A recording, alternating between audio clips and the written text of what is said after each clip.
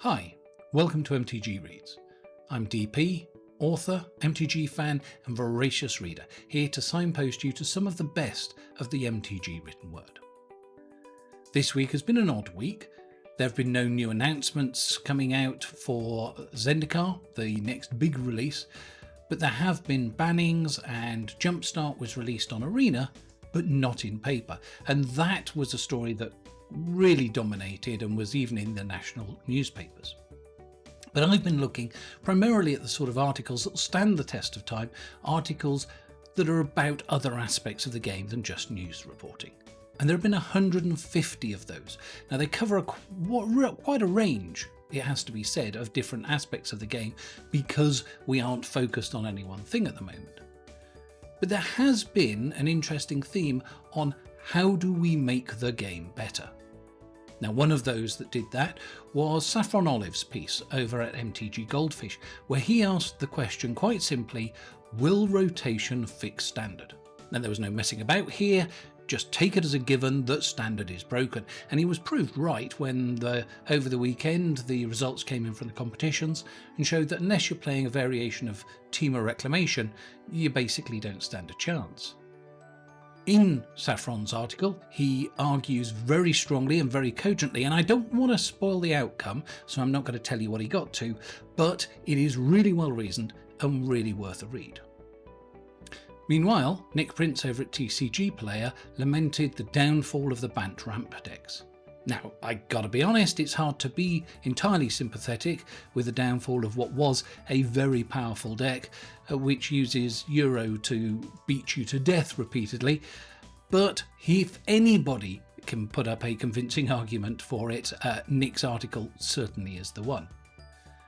But it isn't just Standard that has been suffering at the hands of Wizards lately. Commander has had its problems too, whether that's power creep or the weakness of white. And Paul Palmer has posted an article over at Mana Leak. Mana Leak hasn't published an article for months and months, and Paul's come out with one that follows one of those late at night what if conversations. In it, he argues quite strongly for a new variation of Commander. It may well be a way of overcoming some of the limitations of the current format. And again, that's worth a read if you're a Commander player. On the other hand, and taking a completely different tack, Kristen Gregory over at Hipsters of the Coast has taken a look at the advances that Wizards has made in support of white within Commander. She does that through taking a look at the updates that she's made to her White Angels deck over the past 18 months or so. It's good to see an article that's positive about the steps that Wizards has made, and it has made them.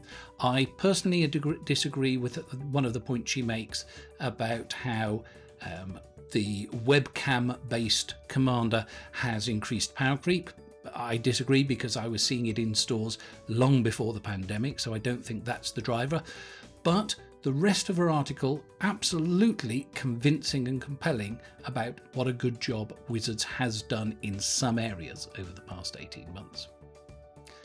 And that brings us on to my favourite article of the week, which came from Card Market.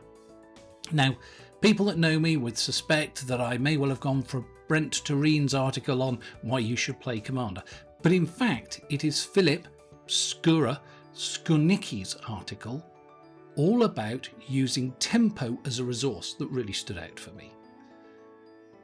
Now, in an ugly summary of it, what he's talking about here in tempo is mana management and the number of spells you play and how you can win games that way. It's a really, really good article that's useful for pretty much any format, and I think it really deserves to become a classic. It's one of those articles that's worth reading, thinking about and going back and reading again, and I highly recommend it to you. So, with a new classic in the bag, let's dive into the archives and find something equally as classic from what I believe is probably the heyday of MTG storytelling, and that's the last time that we were at Zendikar. Now, for context, we've been to Zendikar a couple of times before, and we obviously are expecting announcements in the coming week from Wizards about Zendikar Rising, which is the next one. Zendikar is an ever-changing world full of vitality, and it's been on the lunchtime menu of the Eldrazi, an implacable beings that live in the gaps between planes and devour the energy of worlds before moving on to the next one, the sort of super locusts of the MTG world. Now, they're led by or spawned by huge titans of immense power that can withstand everything even the greatest planeswalkers can throw at them, except arguably, of course, for 13 squirrels. Now, previously unable to destroy those titans, the planeswalkers of Ugin, Nahiri and Sorin Markov built a trap for them called the Hedron Stones, and they imprisoned the 3 titans that were on Zendikar.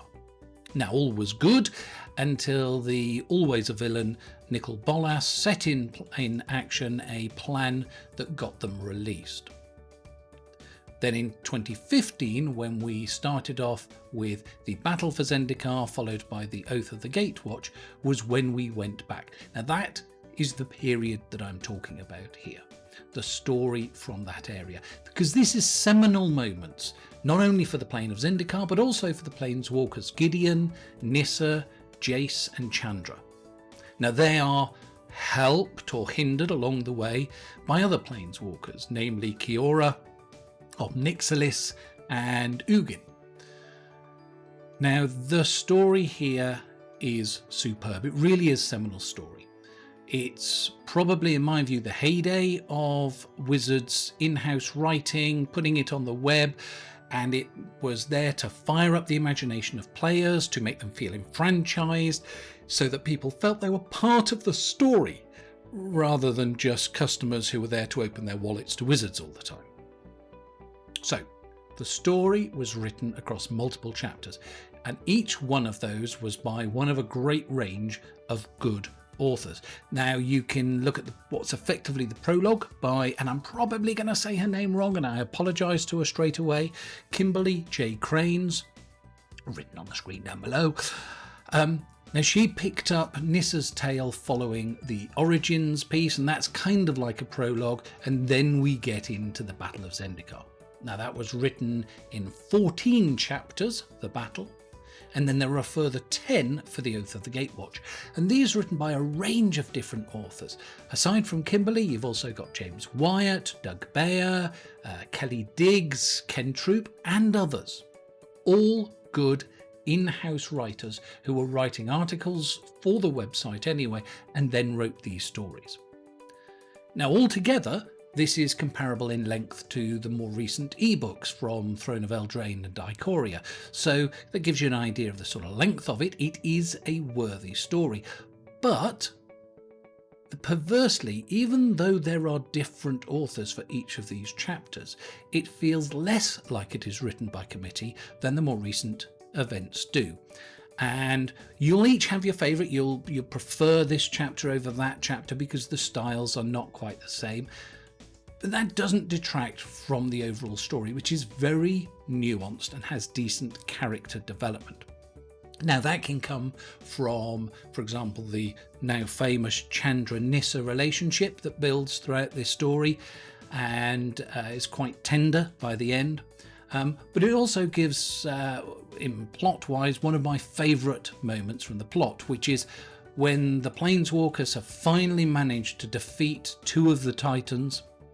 Third's gone missing, by the way. They finally managed to defeat 2 of these great, massive, plane-munching Eldrazi, and only after that does Ugin turn up. Does he congratulate these triumphant planewalkers in their wonderful efforts? Does he? Heck, he says, and I quote from the story here, "You've killed 2 living creatures that were older than worlds," said Ugin. "Without knowing their purpose, their role, the impact of their lives, or their deaths, you risked this entire plane and unknown consequences beyond it to kill them. Because you could." Ugin is saying that even a war of survival, something that seems like a just war, is something that should be questioned and avoided if possible. And it's this nuancing, this fact that you've been rooting for everybody to succeed, only to have to question it afterwards, that shows you just how good the writing is. Now, here's the good news. All 25 chapters of the Zendikar story, that's the Battle for Zendikar and the Oath of the Gatewatch, plus the prologue, all of those are available for free on the Wizards website. You can read them as pages on the website, or you can download them condensed into 2 different EPUBs, which you can download also for free from their website. So, given that we're talking of going back to Zendikar, given that these books are free, given that the storytelling is better than recent offerings, now is not only a perfect time, there is no excuse for not downloading these and giving them a read. Talking of the return to Zendikar, I'm holding out hope that in this week coming, with the announcements that are going to come out, we will find out who it is that's writing the novella that's likely to go alongside Zendikar Rising. Given that recent history suggests it's probably an ebook, the good news is it will probably come out actually alongside them releasing the cards on Arena in September, even if all of the physical releases are delayed like they have been for everything else that Wizards is doing this year. But until we hear more, that's about all I've got for you this week. There is obviously plenty for you to read. All the links are down below in the description, right below the subscribe and the thumbs up buttons that, you could go and use. That'd be great. But until we get some more news, I'll leave you with that. Happy reading.